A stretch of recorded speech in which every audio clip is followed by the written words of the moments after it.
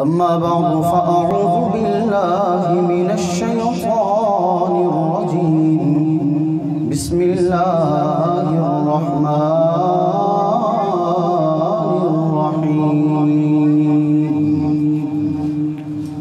ما كان محمد أبا أحد من رجالكم أبا أحد من رجالكم ولكن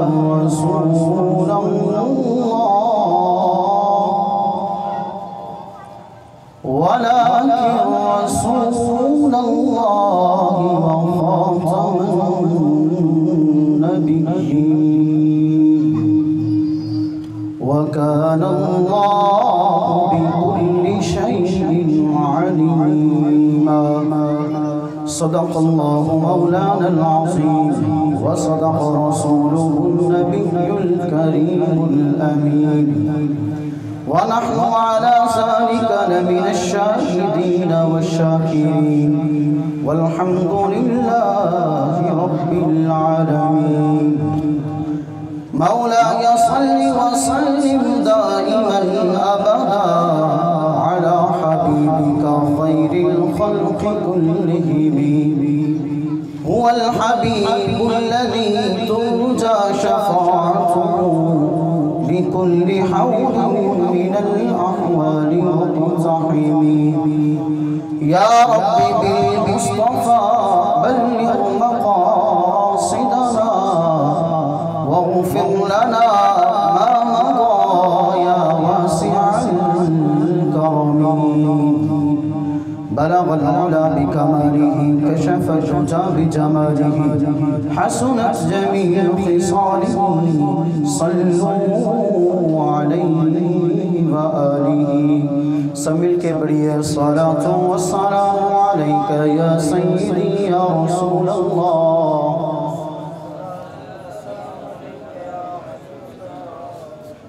الصلاة والسلام عليك يا سيدي يا حبيب الله.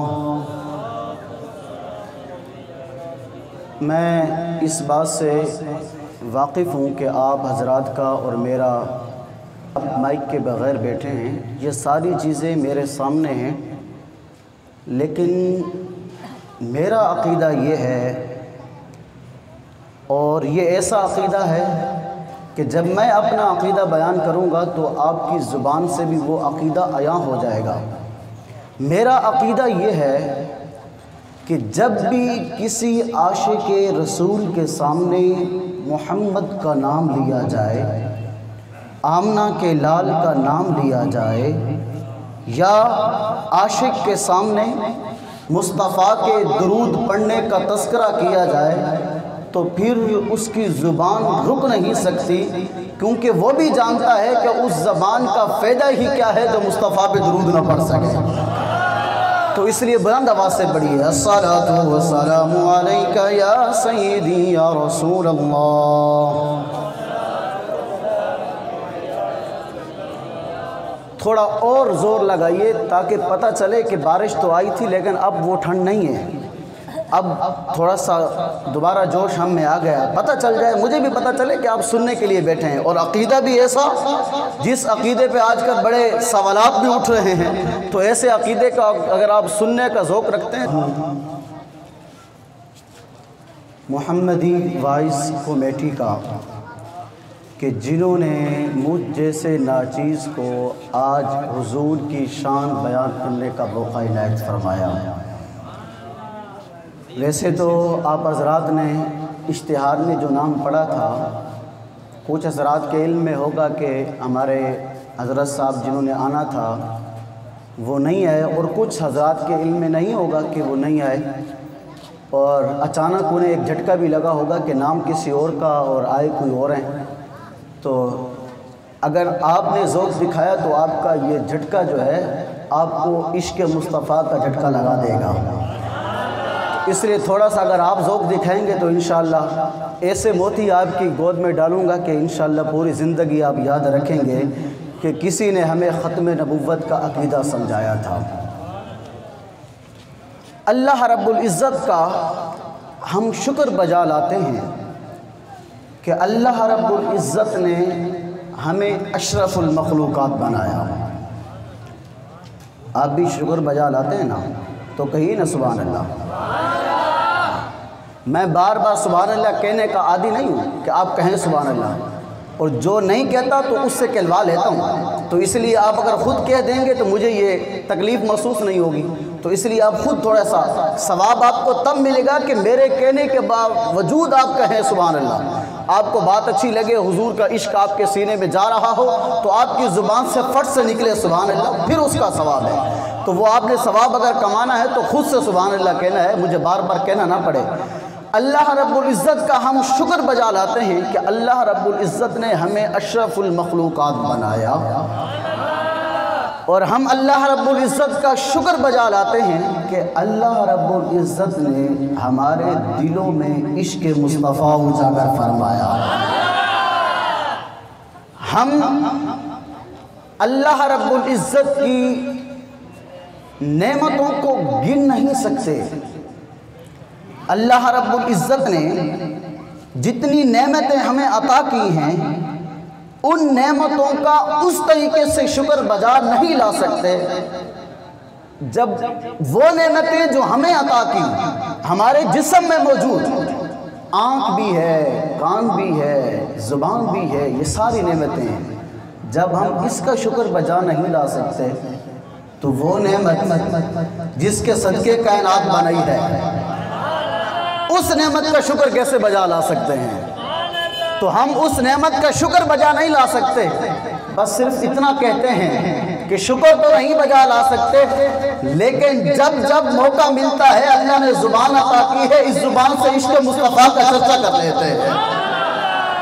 جب جب موقع ملتا ہے، چاہے وہ ذات مصطفیٰ کا موضوع ہو، چاہے عقیدہ ختم نبوت کا موضوع ہو، جو بھی موضوع ہو، اللہ رب العزت نے زبان عطا کی ہے، اس زبان سے اللہ رب العزت کے محبوب کے معجزات کا بھی تذکرہ کرتے ہیں، ختم نبوت کا بھی تذکرہ کرتے ہیں۔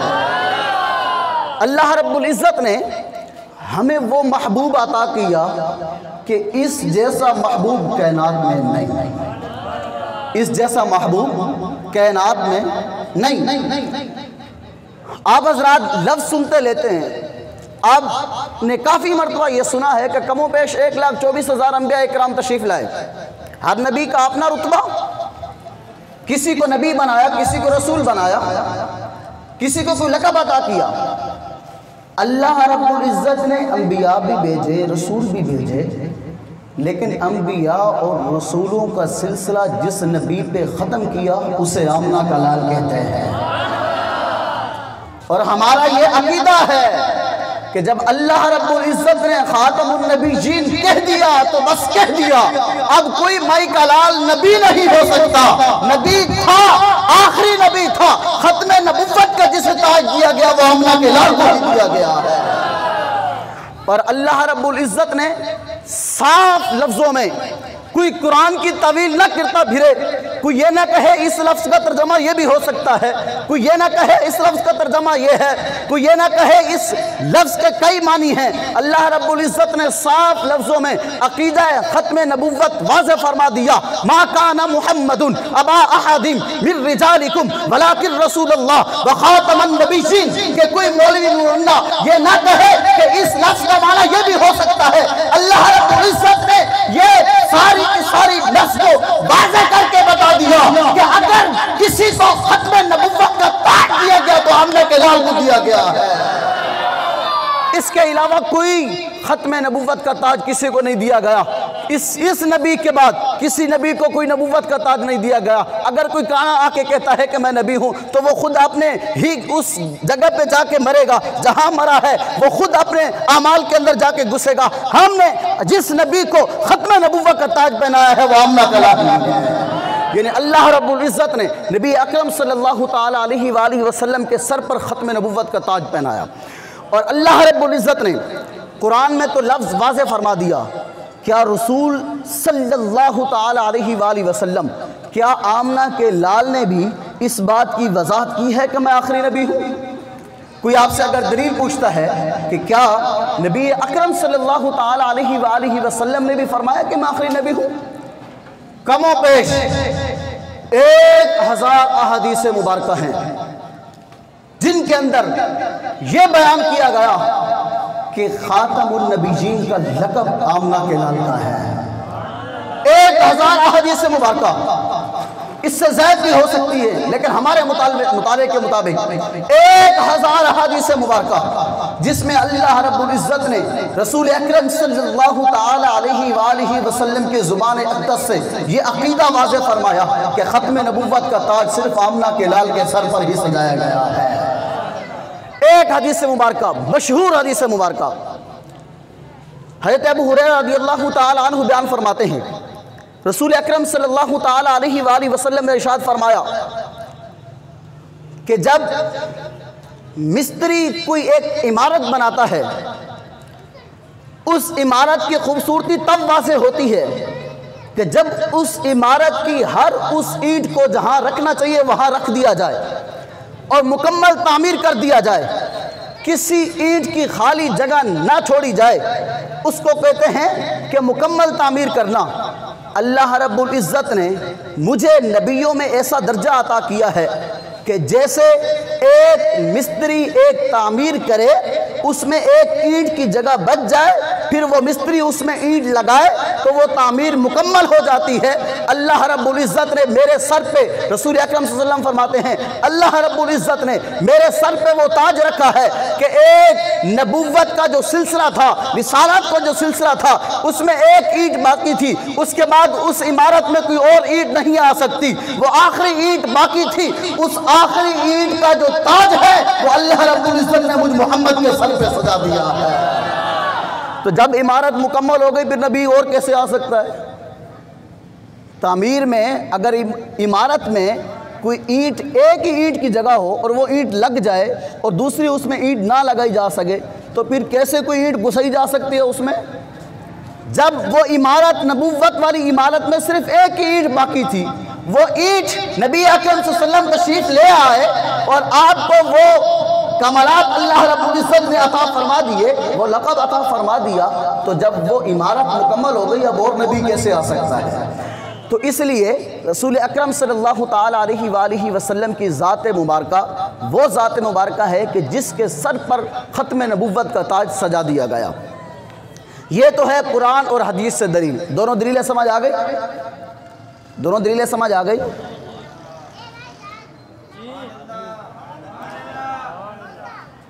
ایسی سستی نہیں چاہیے۔ میں اتنا تھکا ہوا تھا کہ کافی سفر کر کے آیا، لیکن مجھے جب حکم ملا تو میں حاضر ہو گیا۔ میں نے کہا غلامان مصطفیٰ بیٹھے ہوں گے ختم نبوت کا عقیدہ سننے کے لیے، چلے انہیں جا کے بیان ہی کر دیتا ہوں۔ تو آپ حضرات اگر اتنی سستی کا مظاہرہ کریں گے تو پھر مزہ نہیں آئے گا۔ دونوں دلیلیں سمجھ آ گئی؟ ابھی بھی مجھے یقین نہیں ہوا۔ دونوں دلیلیں سمجھ آ گئی؟ اگر اب کوئی سوال کرے کہ ختم نبوت پر قرآن سے کوئی دلیل آپ کے سامنے 22ویں پارے کی آیت مبارکہ، اور اگر کوئی پوچھے کہ کوئی حدیث مبارکہ ختم نبوت کے عقیدے کے متعلق، تو حضرت ابو ہریرہ والی روایت میں نے آپ کے سامنے بیان کر دی۔ تو دونوں دلیلیں مل گئی۔ آگے دیکھیے، اللہ رب العزت نے جتنے انبیاء بھیجے، جتنی کتابیں بھیجیں، سوائے نبی اکرم صلی اللہ تعالی علیہ وآلہ وسلم کے اور سوائے قرآن کے کسی کی حفاظت کا ذمہ خود نہیں لیا۔ ذرا غور سے سنیے گا، کسی کی حفاظت کا ذمہ، جتنے انبیاء آئے نبی اکرم صلی اللہ علیہ وسلم سے پہلے، کسی نبی کی حفاظت کا ذمہ اللہ رب العزت نے خود نہیں لیا۔ قرآن سے پہلے جتنی کتابیں تھیں، کسی کتاب کی حفاظت کا ذمہ اللہ رب العزت نے خود نہیں لیا۔ اب یہاں سوال پیدا ہوتا ہے کہ اللہ رب العزت کے باقی بھی نبی اور آمنہ کا لال بھی نبی. اسی طرح باقی بھی کتابیں اللہ رب العزت نے نازل فرمائی. قرآن بھی اللہ رب العزت نے نازل فرمایا. تو باقی انبیاء کی حفاظت کا ذمہ خود نہیں لیا. رسول اکرم صلی اللہ تعالی علیہ وآلہ وسلم کی حفاظت کا ذمہ خود لیا. باقی کتابیں اللہ رب العزت نے نازل فرمائی، تورات، زبور، انجیل، ان کی حفاظت کا ذمہ اللہ رب العزت نے نہیں لیا. لیکن قرآن مجید، فرقان حمید کی حفاظت کا ذمہ اللہ رب العزت نے لیا. یہ ہے ایک سوال. اگر اس کی تھوڑی سی وضاحت آپ کے سامنے رکھوں آسان طریقے سے، قرآن مجید، فرقان حمید اللہ رب العزت کا کلام. کس کا کلام ہے بولیے؟ اللہ رب العزت کا. تورات، زبور، انجیل یہ بھی اللہ رب العزت کا کلام. کلام بذات ہی خود جو اللہ رب العزت کا کلام ہے وہ بڑی فضیلت رکھتا ہے. چاہے تورات ہو، زبور ہو، انجیل ہو، چاہے قرآن ہو، اللہ رب العزت کا کلام بذات ہی خود بڑی فضیلت رکھتا ہے. لیکن اللہ رب العزت نے قرآن کی حفاظت کا ذمہ لیا، باقی کتابوں کی حفاظت کا ذمہ نہیں لیا. تورات میں بھی تحریف ہو گئی، زبور بھی میں تحریف ہو گئی، انجیل میں بھی تحریف ہو گئی، قرآن میں تحریف نہیں ہوئی. اسی طریقے سے انبیاء اور رسول بھیجے سارے اللہ رب العزت نے، لیکن باقی نبیوں کی حفاظت کا ذمہ اللہ رب العزت نے نہیں لیا. رسول اکرم صلی اللہ تعالی علیہ وآلہ وسلم کی حفاظت کا ذمہ اللہ رب العزت نے لیا. یہ ہے سوال. اس کا جواب یہ ہے کہ جتنے باقی نبی آئے اللہ رب العزت نے ان کی حفاظت کا ذمہ نہیں لیا. جتنی باقی کتابیں ہیں کسی کی حفاظت کا ذمہ نہیں لیا سوائے قرآن کے اور سوائے نبی اکرم صلی اللہ علیہ وسلم کے. باقی انبیاء کی حفاظت کا ذمہ اس لیے نہیں لیا کیونکہ ان نبیوں کے بعد کسی نہ کسی نبی نے آنا تھا. بولیے نا سبحان اللہ. ان نبیوں کے بعد کسی نہ کسی نبی نے آنا تھا، تبھی حفاظت کا ذمہ نہیں لیا. قرآن مجید، فرقان حمید کی حفاظت کا ذمہ لیا، باقی کتابوں کی حفاظت کا ذمہ نہیں لیا کیونکہ باقی کتابیں پہلے نازل ہوئی، قرآن بعد میں نازل ہوا. باقی کتابوں کے بعد کوئی نہ کوئی کتاب آنی تھی، اس لیے ان کی حفاظت کا ذمہ نہیں لیا.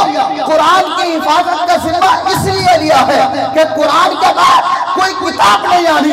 آمنہ کے لال کی حفاظت کا ذمہ اس لیے لیا ہے کہ آمنہ کے لال کے بعد کوئی نبی اور رسول نہیں آنا.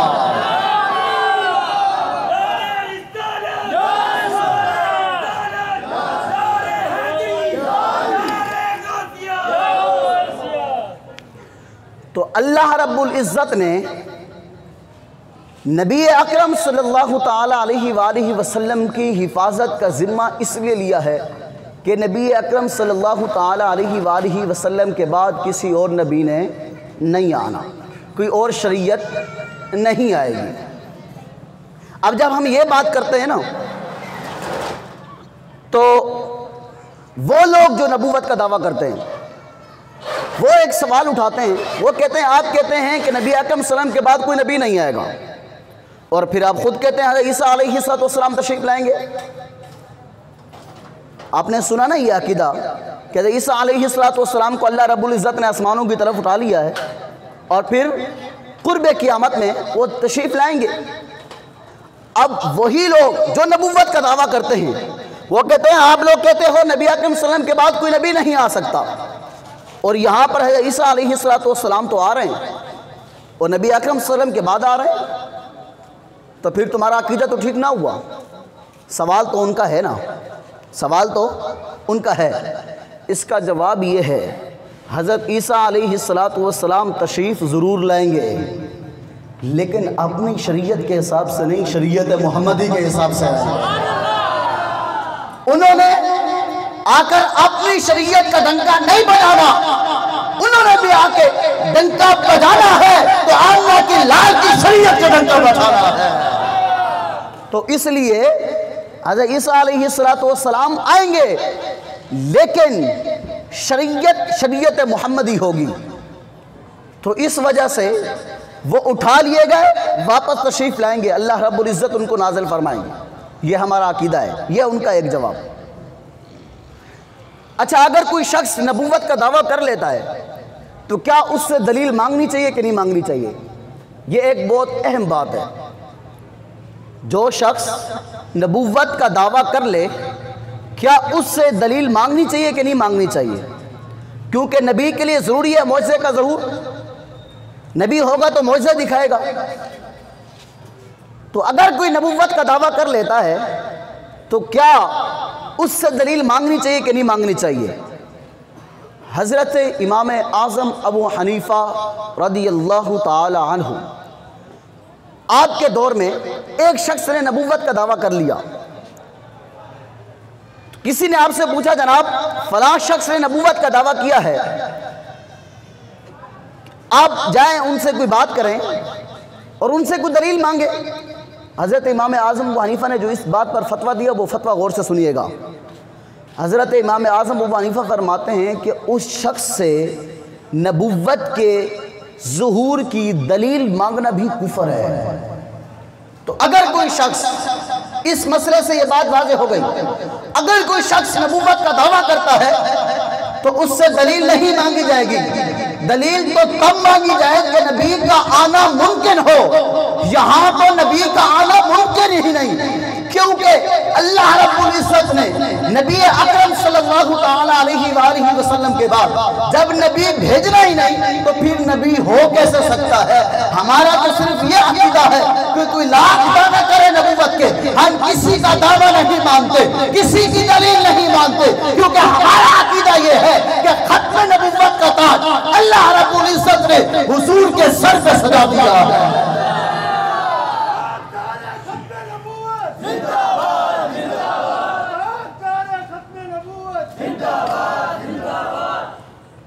تو اللہ رب العزت نے جب ختم نبوت کا تاج نبی اکرم صلی اللہ علیہ وسلم کے سر پر سجا دیا ہے تو پھر کوئی دوسرا نبی آ کیسے سکتا ہے؟ تو جب آ نہیں سکتا، اگر کوئی دعویٰ کر لے تو پھر اس سے دلیل پوچھنا کیا؟ دلیل تو امکان پہ پوچھی جاتی ہے۔ تو یہاں جب نبی کا آنا ممکن ہی نہیں تو پھر اس سے دلیل کیا پوچھنی؟ تو اس وجہ سے ہمارا عقیدہ ہے کہ حضور کے بعد کوئی نبی نہیں آ سکتا۔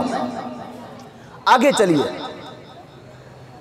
کیا جو نبی ہو نبوت کے اعلان سے قبل یا نبوت کے اعلان کے بعد، اگر اس سے کوئی امتحان لیا جائے تو کیا وہ امتحان میں فیل ہو سکتا ہے؟ بتائیے، جو شخص نبی ہو نبوت کے دعوے سے قبل یا نبوت کے دعوے کے بعد اس کا کوئی امتحان لیا جائے تو کیا وہ امتحان میں فیل ہو سکتا ہے؟ وہ تو اللہ کا نبی ہے، کیسے امتحان میں فیل ہو سکتا ہے؟ اور جس شخص نے، جس کانے نے، سمجھ آ گئی نا کس کو کہہ رہا ہوں کانا، جس کانے نے نبوت کا دعویٰ کیا تھا اس کے اپنے الفاظ ہیں کہ میں پٹواریوں کے بارے میں امتحان دینے گیا، علاقے میں پٹواری لگنا چاہتا تھا، امتحان دینے کے لیے گیا، امتحان میں فیل ہو گیا۔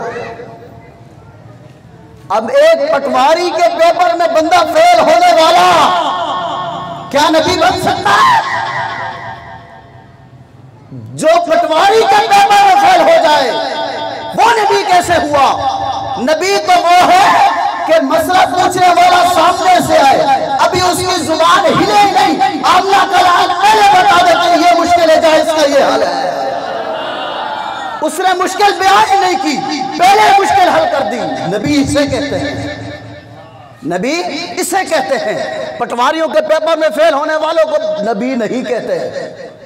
اچھا پھر آگے چلیے، کیا کوئی نبی قرآن اور حدیث کی کسی بات کو رد کر سکتا ہے؟ کوئی نبی؟ ایک مثال دے رہا ہوں، اللہ رب العزت نے جو قرآن نازل فرمایا، رسول اکرم صلی اللہ تعالیٰ علیہ وآلہ وسلم نے جو حدیث مبارکہ بیان فرمائی، ان حدیث مبارکہ اور قرآن کی آیات کا کوئی انکار کر سکتا ہے؟ کوئی گستاخی کر سکتا ہے؟ اچھا پھر گستاخی کر کے نبی بن سکتا ہے؟ بولیے۔ یہ جناب کانے کی کتاب کے اندر لکھا ہے، وہ کہتا ہے جی وہ آیات اور وہ حدیثیں جو میری بات سے موافقت نہ رکھتی ہوں، جو میری بات سے موافقت نہ رکھتی ہوں،